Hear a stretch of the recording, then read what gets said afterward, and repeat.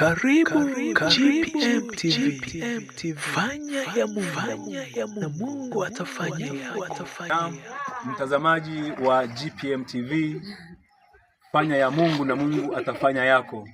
Tuko mahali hapa kwenye kanisa la AIC Mbugani. Siku ya leo kumekuwa na tukio kubwa kabisa la kihistoria, tukio la kumsimika kazini mchungaji Mponeja. Tuko hapa na mama, yeye alikuwa ni miongoni mwa wageni waalikwa ambao walikuja kwa ajili ya kushuhudia tukio la siku ya leo.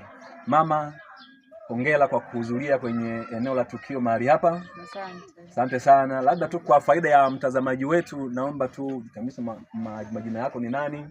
Majina naitwa Rebecca Charles. Ni mgeni mwalikwa. Asante sana.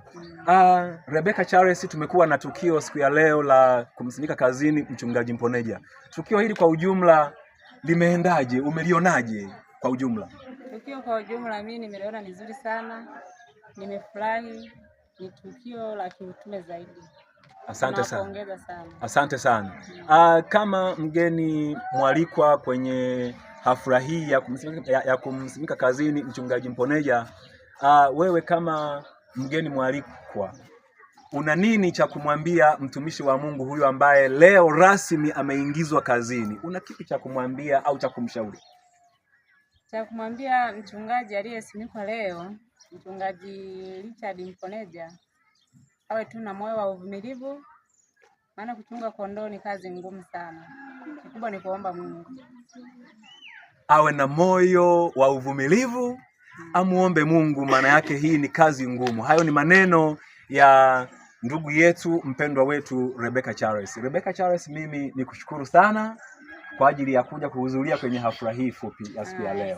Ubarikiwe sana na Mungu akubariki sana. Amina. Na mtazamaji, tumekuwa na rafiki yetu hapa, ndugu yetu hapa Rebecca Charles, ambaye amehudhuria mahali hapa kwenye hafla hii.